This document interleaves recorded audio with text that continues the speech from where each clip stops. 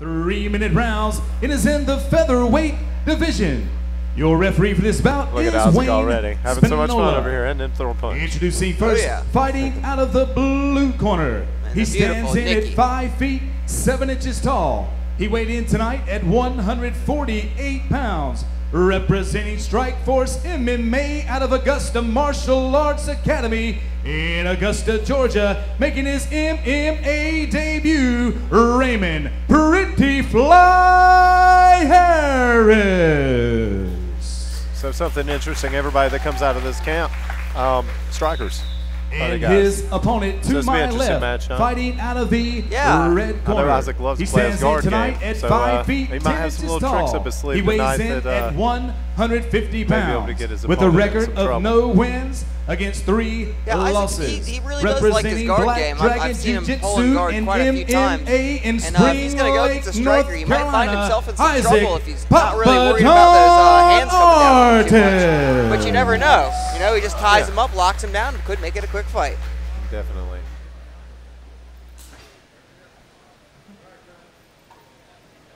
And we are underway.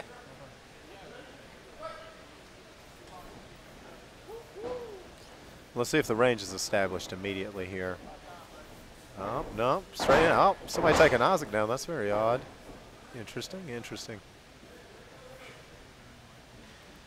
Yeah, Isaac needs to work in and regain his guard like he's doing. He's doing a good job. He's doing a good job there, elevating the hips. Running lockdown. The only thing about lockdown is it's mainly a preventative position. You know, you prevent the guy from advancing, and then once he advances, you're just, having to fight back to half guard again. Yeah, it doesn't really look like it's working too well for him right now. He seems to be going against a wrestler who seems pretty confident in that half guard or leg Turk position is what wrestling calls it. Definitely seems very comfortable there. Are knees to the body legal in amateur North Carolina? Definitely legal. Definitely legal. I don't know. We don't see them enough, Got to break that body down. Oh, good job. Good hips right there. Oh, and he regains his full guard. Yes, sir. Does he have an overhook? If he has an overhook, he should really utilize that on the left side. I can't see from our angle.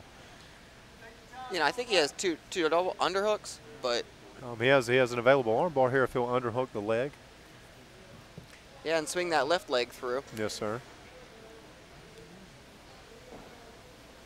That's something that wrestlers don't always understand, is that leg coming over your head doesn't mean good stuff. Yes, there's nothing good about it, especially when your arm's on the mat. Oh, yeah. I would really like to see Isaac looking to trap on the left side. That arm seems to be constantly under his armpit, and it doesn't really seem that he's looking to secure it. And I think that's why he is taking the punch from he is from his back. He's got to look to lock up the upper body extremities here and start to work on. Yeah, if I was underneath, I would really be trying to work out to the side and maybe even try to open my guard up. Well, there we go. We're going to get a stand up. We'll see if we get another takedown out of this. Isaac's still having too much fun. Yes, definitely. There you go. And the double leg. Well, now if he would see, we got these hands on the mat. If he would just secure them, good job going to mission control here. Yeah, working that rubber guard. Rubber guard's always really, really good against wrestlers because you don't have to really hold them in place too much. They're already doing the driving in and establishing that posture that you need to go ahead and start locking some stuff in. I would like to see him really get off of the small of his back and get his hips out to one side or the other, so that he can force some offense here. I mean, we're pretty much kind of in a stalemate type position. With the wrestler not really wanting to commit and risk anything, we've got an overhook now. I would just really like to see him use his hips a little bit. Yeah, when your hips, like you're saying, when your hips are square to the mat, it's really hard to work any type of offense from underneath. You're really planted, you can't really attack, you can't slide out to the side, and you're just really kind of getting stalled out. That was a good first round, though. Good first round. More. Make him try and work a little bit harder for it.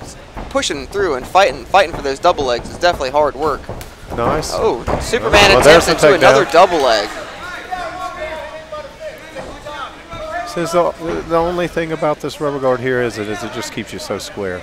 It does. It really does. I love running rubber guard, but I run my rubber guard a little differently. I think it has to be evolved for the current MMA game, which, he's looking for a go-go plata here.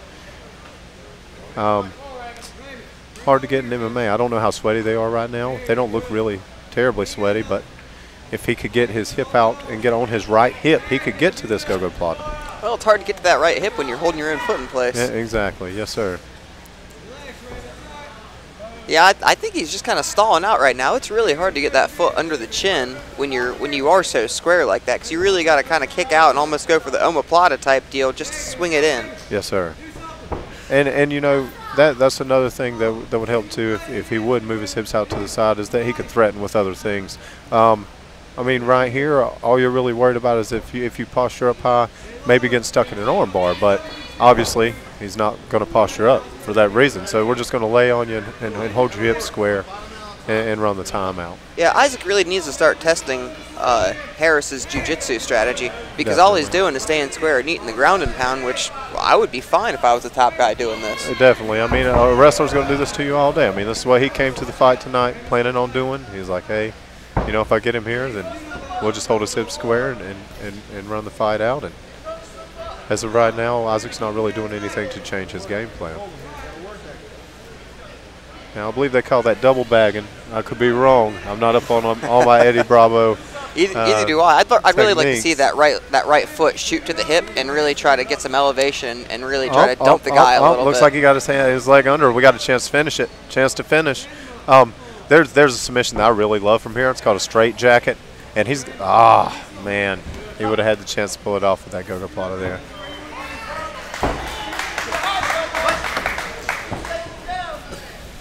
I'd like to see Isaac throw an uppercut. Oh, yeah, maybe catch him coming in. Yeah, there you go. Oh, there it was. Oh, I predicted the future. Maybe I am the Padawan.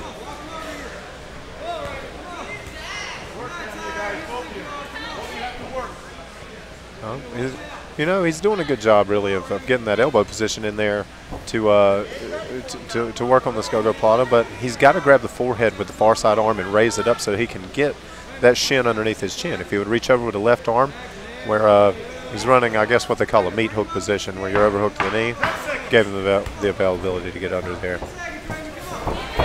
We've got to do something, though. Yeah, having the go-go plata be your main and go-to move is probably not the best strategy. It's a very rarely finished submission. That's the biggest thing. I believe I was the first one to pull a go-go plata off in North Carolina. Nice, nice. I have these long legs and have never pulled off a go-go plata in a fight, so. It starts with me too. Impressive, impressive. So if you're in the corner of Isaac right now, what are you telling him? You have a round to win. You've lost 2 rounds. You've laid there on your back. You've seen what he has. You're going to have to beat him up, or you're going to have to submit him. And playing that square game isn't working out for you so much. I think something I would take back to my camp after this fight if I was Isaac, and I'm sure when he watches this fight, he'll go back and think about it. A big thing, especially in amateurs, is lack of footwork when it comes to their striking. And it's not footwork on getting in or anything like that.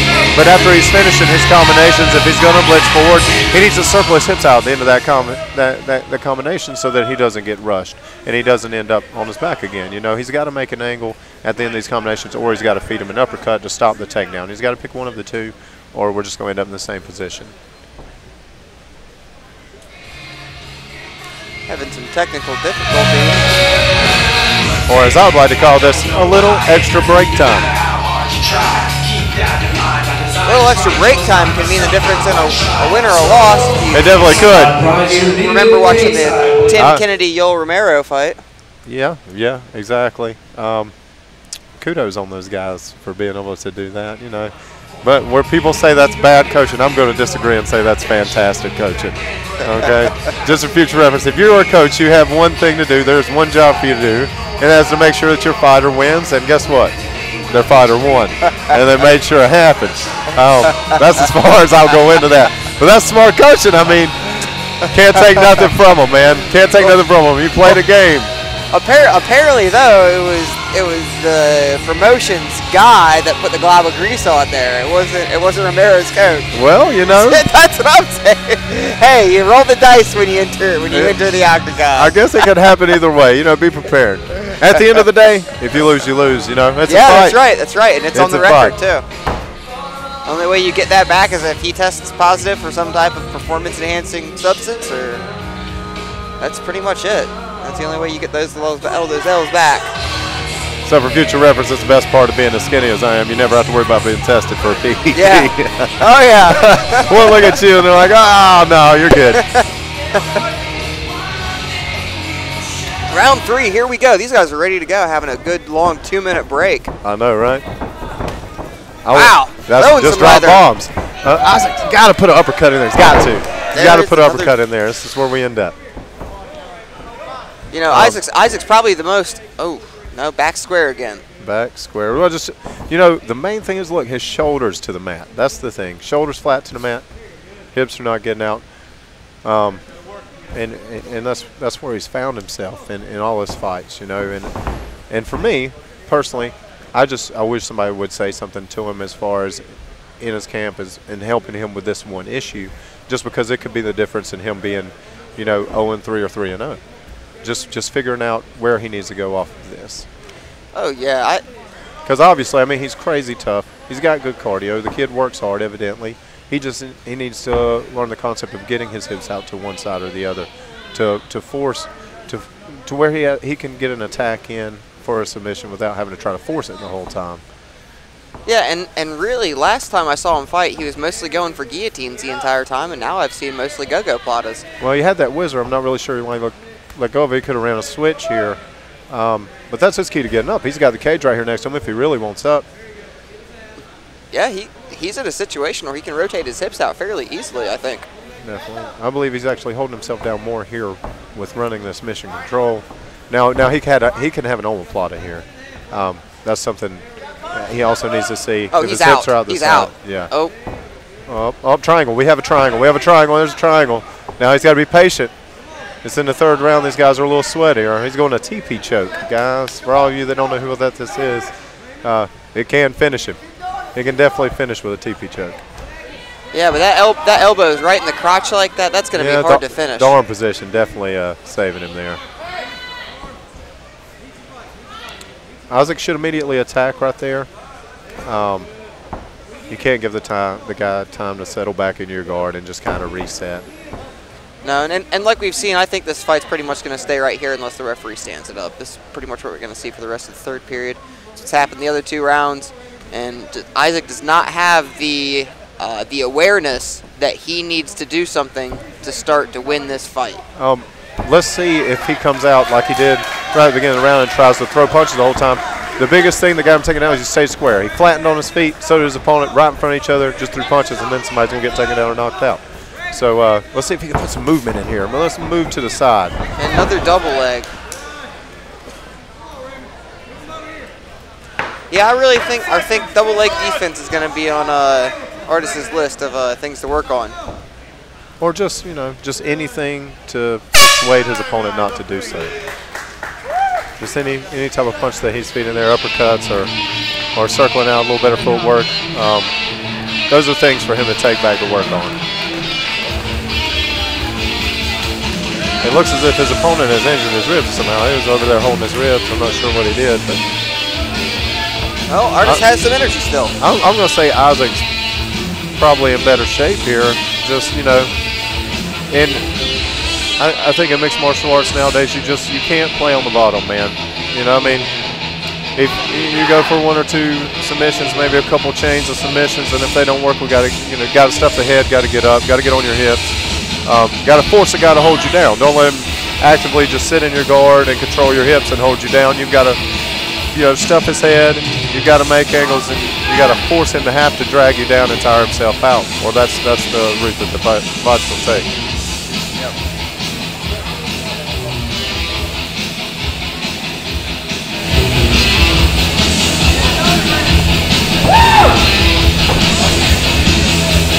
And the debut wins this fight. Definitely, I would say so. You know, it's something that'll be discussed for millennia. scoring fight damage from the bottom versus fight damage from the top. I don't think it really matters in this fight a whole lot as far as that goes, but I do think something needs to be addressed where the opponent on bottom is scoring more points, especially when you have strikers that can stop takedowns the whole round and give up one takedown and lose the fight. Of course, it doesn't apply to this fight, but something I still think needs to be addressed, especially as far as being able to score points from your back. You know, attacking submissions, you may not fully extend an arm and an arm bar, but you can still damage that elbow, I promise you. If it's in a fight, you're pulling as hard as you can. You know, and there's got to be some type of scoring for that. I believe would help out a lot. Ryan used to do a great job with that. Yeah, and I think really what it is judges are starting to Ladies and gentlemen, have a nice round of applause for the opening contest. Who's attacking who, and not necessarily what position they're in. And I think that's the biggest thing in this martial arts. Now let's go to the judges' scorecards for the winner. Judge number 1 scores about 27-30. Judge number 2 scores about 27-30. And judge number 3 scores about 27-30. The winner in his MMA debut, fighting out of the blue corner, Raymond Pretty Fly Harris.